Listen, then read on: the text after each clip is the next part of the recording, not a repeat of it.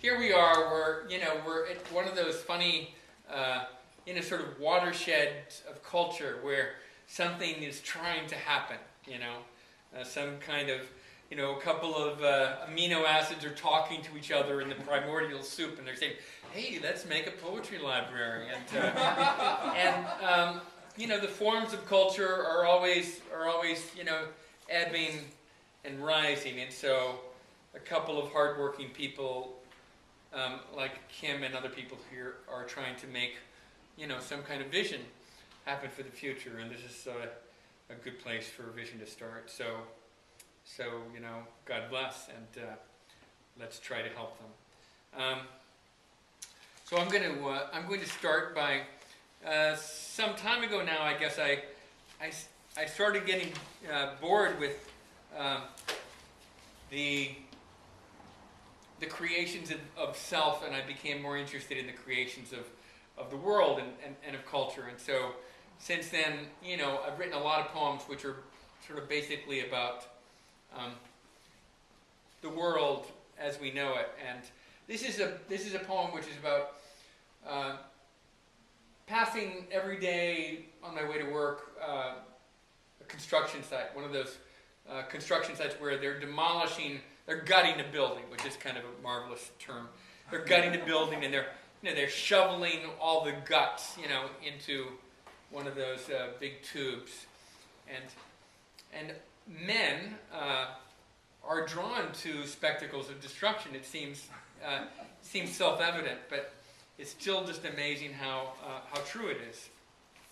And so this is about men watching destruction. A subject that has bottomless possibilities. It's called demolition. They hang a big tube from the side of an office building, and through this esophagus the size of an elevator shaft, they throw down furniture and wire, chunks of plaster, ceiling tile and glass, shag carpet, track lighting, swivel chairs and lathe, crash and bashing into giant bins 5 floors below, boing and banging down, and this goes on for 7 days. I may be a grown man, but that doesn't mean I don't enjoy the ingenuities of violence against matter. Which means I stand across the street with all the other guys. Wheelchair vet and hot dog vendor. Junior attorney and the retiree. In a little cluster of hypnotized testosterone. I too am made of joists and stanchions, of plasterboard and temperamental steel, mortgage payments and severed index fingers, ex-girlfriends and secret Kool-Aid flavored dawns. We gaze at the destruction and linger, the way a woman might stare a while at a too expensive dress in a big store window. The way that moonlight looks at an island in the middle of the sea. Island unnamed and unashamed, touched by the tide. And I'm going to read another kind of social network. Really is really what we're talking about. I know that may agitate you when I use those words, but try not to check your Facebook page. And this is about one of those zones in American culture that we all are more than familiar with. And it's in a mall, and it's where everything is coming together everywhere, but especially in the food court. If you want to talk about America, why not just mention Jimmy's Walk and Roll American Chinese Gourmet Emporium? The cloud of steam rising from the bean sprouts and the shredded cabbage. when the oil is sprayed on from a giant plastic bottle wielded by Ramon, Jimmy's main employee, who hates having to wear the sanitary hairnet and thinks the food smells shitty. And the secretaries from the law firm, drifting in from work at noon to fill the tables of the food court, in their cotton skirts and oddly sexy running shoes. Why not mention the little grove of palm trees maintained by the mall corporation, and the splashing fountain beside it, and the faint smell of dope smoke drifting from the men's room, where two boys from the suburbs, dropped off by their moms, with their baggy ghetto pants and skateboards, are getting ready to pronounce their first sentences in African America. Oh yes, everything all chopped up and stirred together in the big steel pan, held over a medium-high blue flame, while Jimmy watches with his practical black eyes. And this is another social networking poem. This is about how, you remember when you used to envy water? I can remember I really, we all admired water, of course. We loved water, but then at a certain point, I think it happens maybe between the age of 12 and 13, you begin to envy water because you begin to sense what's in store for you as a human being. That you're never going to be water. No time soon, anyway. So this is sort of about, how, you see water all the time. Water has a really extensive a number of relationships, and it's all the same water. I know a poet actually who I was talking to her one time, and she began to talk about the water that was in the ice cube tray in the freezer. She began to weep, about how that water had to live in the ice cube tray, separated into those, those 18 units, and so far away from the ocean. Can you imagine? It's sad. It is sad. So this is called the social life of water. All water is a part of other water. Cloud talks to lake. Mist speaks quietly to creek. Lake says something back to cloud, and cloud listens. No water is lonely water. All water is part of other water. River rushes to reunite with ocean. Tree drinks rain and sweats out dew. Dew takes elevator into cloud. Cloud marries puddle. Puddle has long conversation with lake about fjord.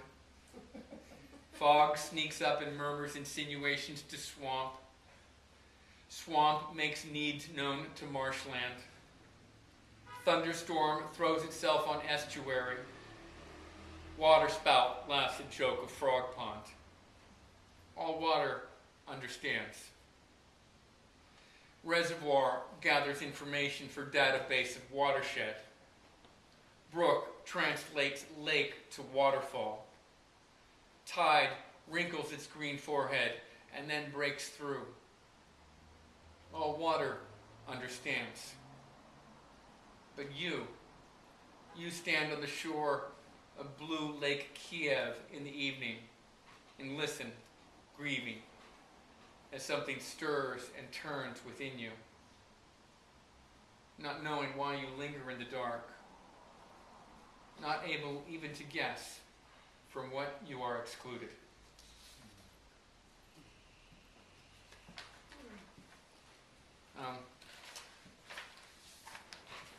I lived in the Bay Area for 2 years,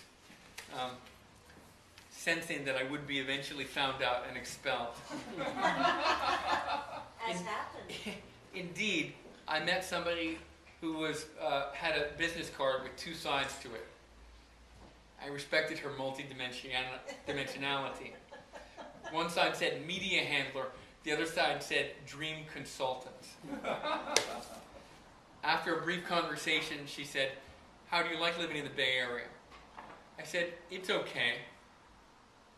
Before there was even a beat between those sentences, she said, if you don't love it, you have to leave. Anyway, so I wrote about how happy things are in Berkeley since I left. It's called Here in Berkeley. Here in Berkeley. The jogger with the Rastafarian sweats runs past the mechanic reading Marx on lunch break with a sprout sandwich for a bookmark. As the sunlight through a bottle of Perrier wobbles little rainbows on his knee. On the corner, someone wearing I Ching earrings is talking about personal space. How she just can't take it anymore. The way that Marcia's codependency defeats her own empowerment. The whole seminar is out of whack, she says, slapping a bouquet of daisies on her knee. Close your eyes, swing a baguette horizontally, you'll hit someone with a PhD in sensitivity. Someone who, if not a therapist himself, will offer you the number of his therapist, which, it may take you years to figure out, is a hostile act on his part, designed to send you on a wild goose chase through the orchard of your childhood to fetch the tarnished apple of your mother's love. And if you don't like it, there might be something wrong with you. You might be so reincarnationally headed in the wrong direction that you can't hear the music hovering above this zone of crystal necklaces and cosmic charms. Now the traffic lights harmonically converge. The traffic flows past the bakeries and bookstores, past the cappuccino depot and the acupuncture center. No matter how you feel, you have to act like you are very popular with yourself. Very relaxed and purposeful. Very unconfused. And not like you are walking through the sunshine, singing in chains.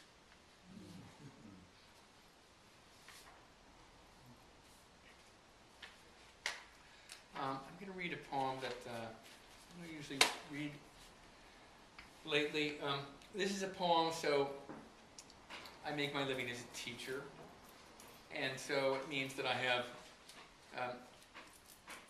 I encounter obstacles, you know, in my effort to teach things that I barely know myself. And this is about a conversation that I have sometimes had with students of mine when I assert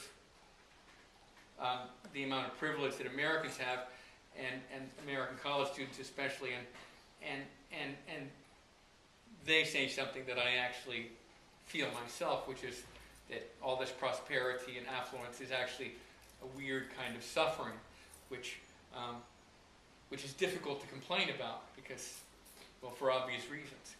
It's sort of indecent to complain about the amount of opportunity that one has, but it's a weird kind of suffering invented in a very special part of heaven. And so in this poem I have that conversation with this student of mine, this alleged student of mine. And the poem's called America, which, as you all know, is the title of, well, it's the title of a country. And it's also the title of that, you know, fabulous, epic, amazing poem by Allen Ginsberg. Then one of the students with blue hair and a tongue stud says America is for him a maximum security prison whose walls are made of Radio Shacks and Burger Kings and MTV episodes where you can't tell the show from the commercial. And as I contemplate how full of shit I think he is, he says that even when he's driving to the mall in his Isuzu Trooper with a gang of his friends, letting rap music pour over them like a boiling jacuzzi full of ball-peen hammers. Even then, he feels buried alive, captured and suffocated in the folds of the thick satin quilt of America. And I wonder if this is a legitimate category of pain, or whether he is just spin-doctoring a better grade. And then I remember that when I stabbed my father in the dream last night, it was not blood, but money that gushed out of him. Bright green $100 bills spilling from his wounds. And this is the funny part. He gasped, "Thank God, those Ben Franklins were clogging up my heart." And so I perish happily, freed from that which kept me from my liberty. Which is when I knew it was a dream, since my dad would never speak in rhymed couplets. And I look at the student with his acne and his cell phone and his phony ghetto clothes, and I think, I am asleep in America too. And I don't know how to wake myself either. And I remember what Marx said near the end of his life. I was listening to the cries of the past when I should have been listening to the cries of the future. But how could he have imagined 100 channels of 24-hour cable? Or what kind of nightmare it might be when each day you watch rivers of bright merchandise run past you, and you are floating in your pleasure boat upon that river, even while others are drowning underneath you, and you see their faces twisting in the surface of the waters, and yet it seems to be your own hand which turns the volume higher.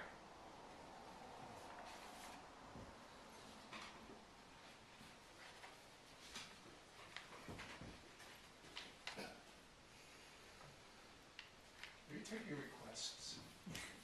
I don't know, it depends on what they are. You know, there's that wonderful poem about Dean and Yeah. wine. Yeah, I could read that. I'd be happy to read that. I believe I have it.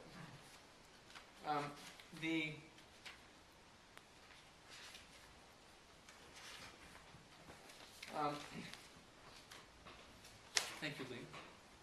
So, this is a poem about,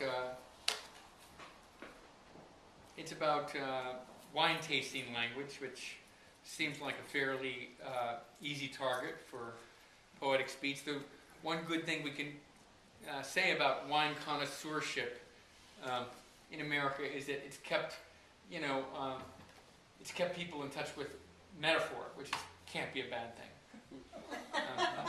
Because, they have to have their own idiom for it, and they have to improvise it, or at least use, the world, the speech of illusion and metaphor and so forth. They have to be able to describe, wines like, this wine is a Baptist trapped in the body of an Episcopalian. So anyway, so in this particular poem, in which I make fun of a friend of mine named Dean Young, it imagines him tasting wine after wine and describing them in a language of metaphor without ever really needing to mention wine. So the poem's called "When Dean Young Talks About Wine." The table is covered in clean white cloth. The candles are dripping beneath their flames.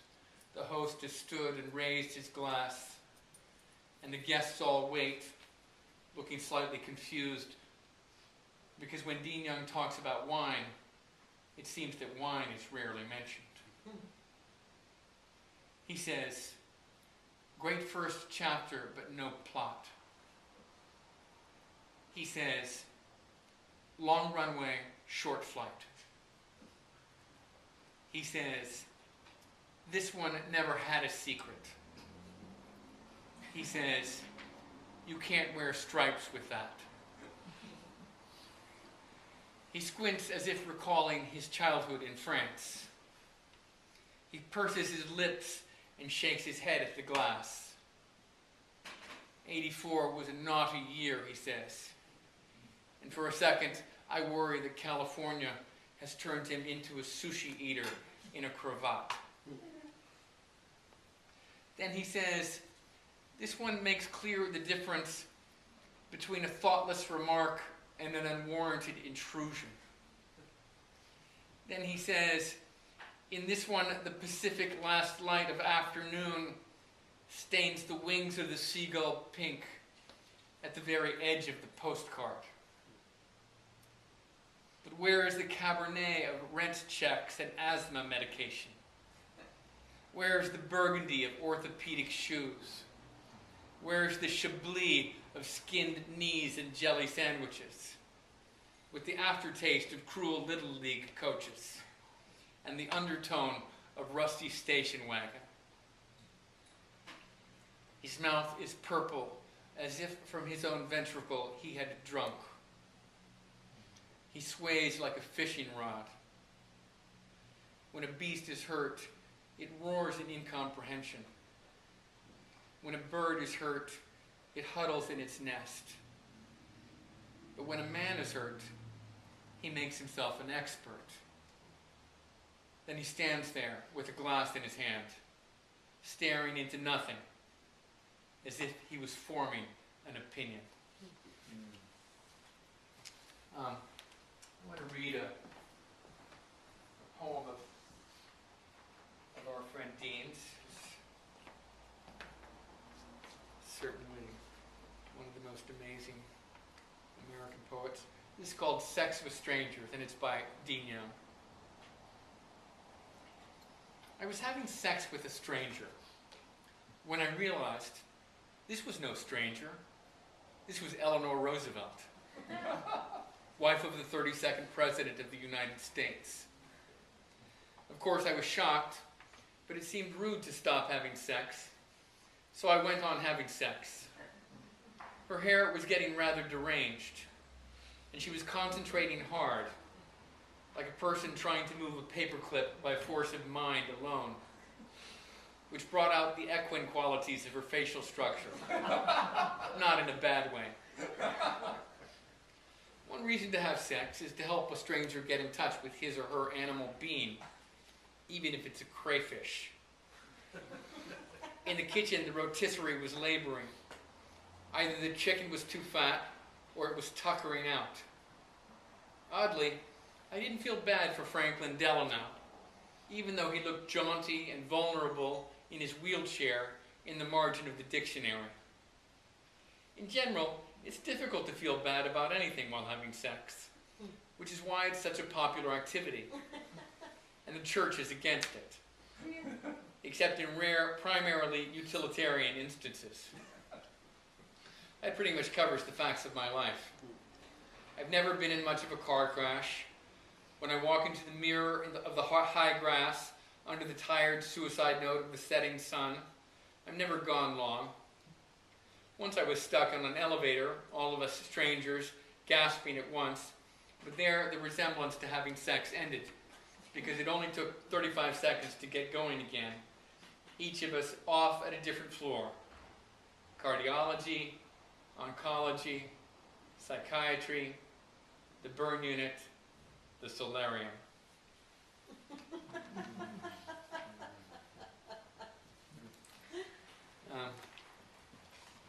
Okay, now I'm going to read a poem about sex. Sometimes I mean, we all know a lot of things that it's impossible to write poems about. Or at least it's been impossible for us to write poems about so far.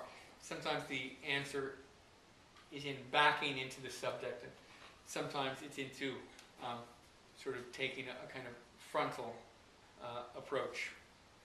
And so this is sort of the latter. And the poem's called The Wetness. I wanted to write a simple poem, about the wetness between a woman's legs. And what kind of holy moment it is when the man's hand quietly moves south over the smooth curve of the belly into the shade of that other hemisphere. And his fingertips find, hidden in dark fur, the seam already expectant in its moistness. I wanted to write about that moment as if it was full of incense, and monks holding up their Latin like a torch, deep inside a cavern of Gregorian chant. But if I write that, someone will inevitably say, what has that romantic foo-fa got to do with the beleaguered realities of love, or with the biological exigencies of lubrication, or with the vast, retarded hierarchies of human suffering? And someone else will add that the man's hand represents the historical hunter-gatherer tradition, invading the valley of the woman's body with the obsolete presumption of possession, whereas the woman's body is known to be the starting place of agriculture, doing just fine, thank you, by itself, until the man's hand barges into her Shangri-La and tramples her zucchinis and tomatoes.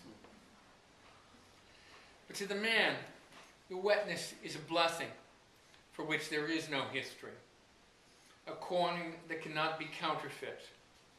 And when the man's fingers reach it, the wetness ripples upwards like a vault, a cool wind, an annunciation, and he tastes it as if his hand was a tongue he had sent ahead of him. I wanted to write a poem about the wetness between a woman's legs, but it got complicated in language. It is a wetness a man would make for himself if he could only reach that distant part of him that dried up long ago, or if he could show just some of the relief he feels when he finds out he is not 1,000 miles from home, that he will not have to go into the country of desire alone. And I'll read another couple of love poems. This is about sort of another phase of love. It's called, what's called love.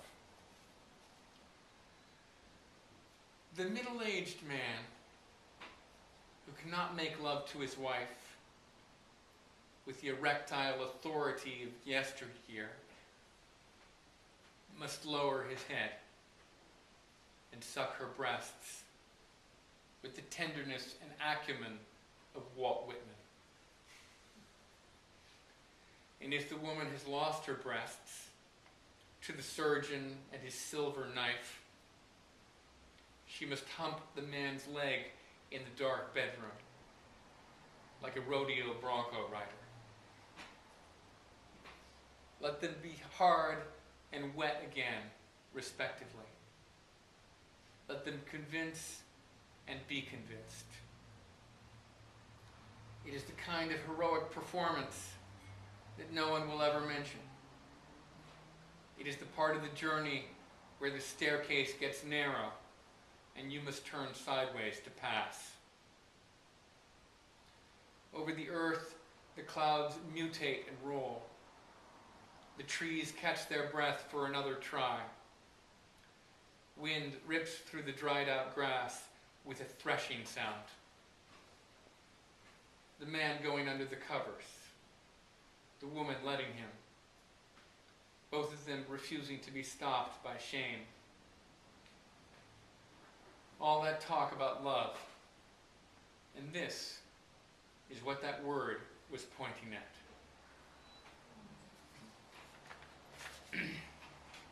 And this is a milder, a more innocuous poem about love. The loneliest job in the world. So it's sort of You remember that time, the first time you were in a room by yourself, immensely lonely, and you heard two people making love through the wall, or you were in a room completely happy and in love, and you heard somebody weeping through the wall, and you realized it's a big hotel, and somebody is always having a birthday, and somebody is always getting buried. And in this poem, the world of romantic love is conceived of as a giant subway system with a lot of turnstiles and B trains uptown and downtown. And the poem's called "The Loneliest Job in the World." As soon as you begin to ask the question, who loves me? You are completely screwed. Because the next question is, how much? And then it is hundreds of hours later, and you are still hunched over your flow charts and abacus, trying to decide if you have gotten enough. This is the loneliest job in the world, to be an accountant of the heart. It is late at night. You are by yourself, and all around you you can hear the sounds of people moving in and out of love, pushing the turnstiles, putting their coins in the slots, paying the price which is asked, which constantly changes. No one knows why.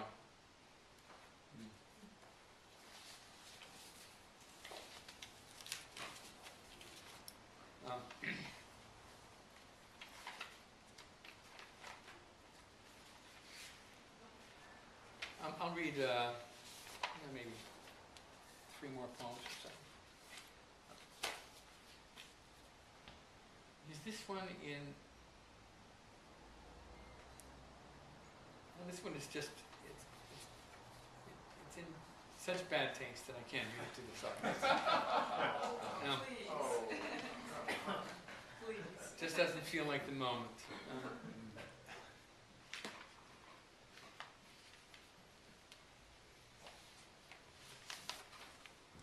This is called A Little Consideration.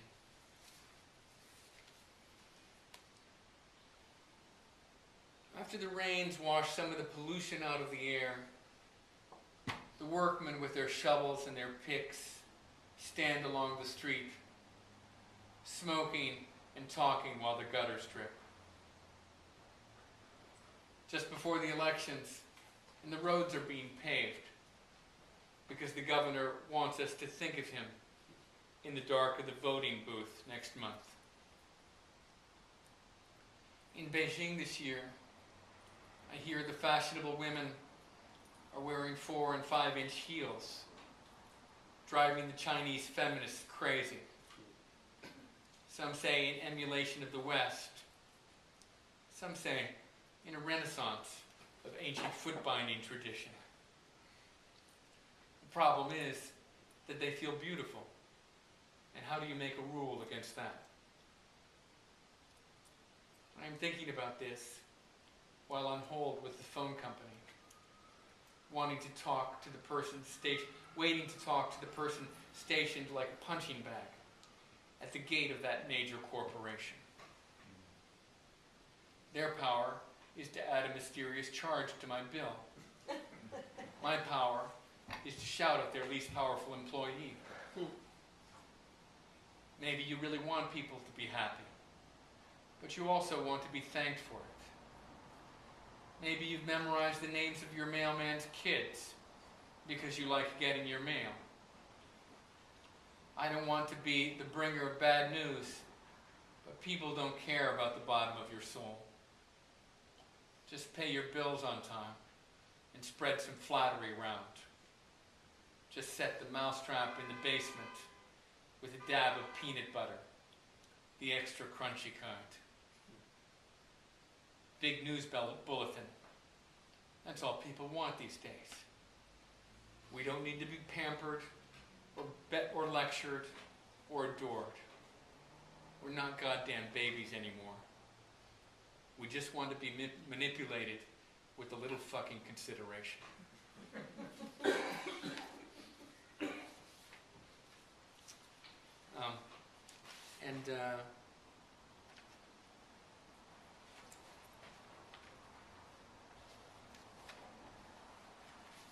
two more poems.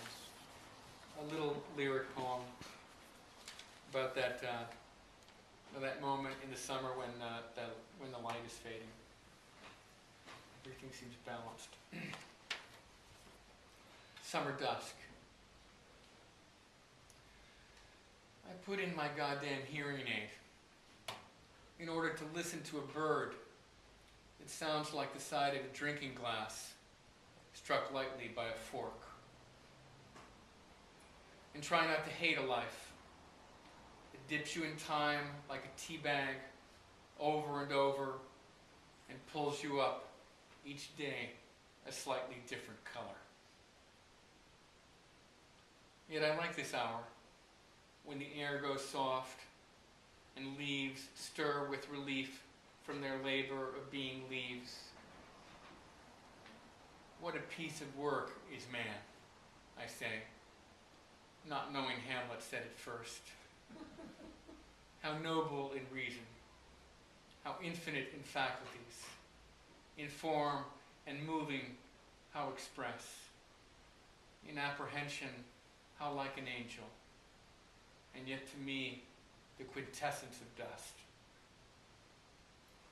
This hour of the evening, with a little infinity inside, like an amnesty from the interminable filibuster of oneself. This half hour, when you look out, and you can see that it is sweet. Even in my deafness, I can hear the bird whose name I do not know, speaking to someone in the dusk. And I'm going to close with this moderately odd poem. This is a poem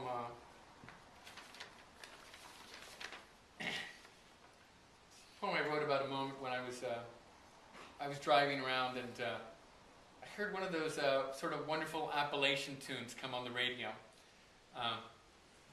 You know why we love books like Cold Mountain and Ken Burns films where people talk in slightly formalized, odd Elizabethan English? It's because we just sort of long to come from somewhere, and that's what those wailing ballads, about coal mines and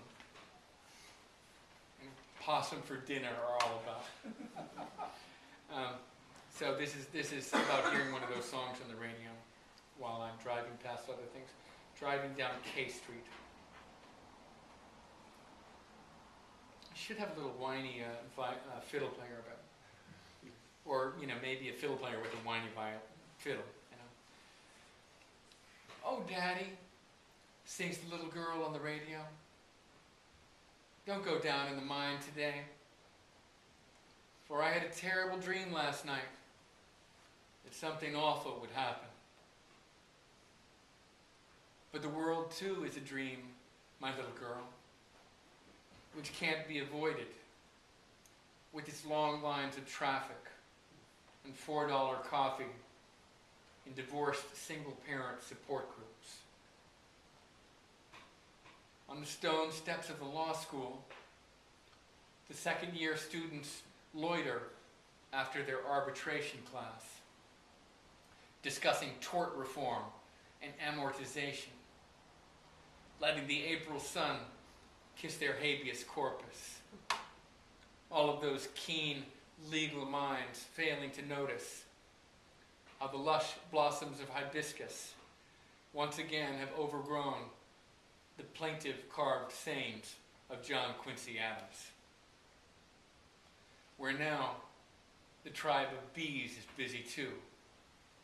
The corporate partners of Bumble and Hum, litigating pollen, with the passionate focus of professional shoppers, browsing through what seems to them a paradise of rumpled bridal clothing. Oh, Daddy, sings the little girl on the radio, don't go down in the mine today. But we already are in the mine, my daughter. Again and again, the passage divides and continues. So many chambers, I see no way to keep from getting lost.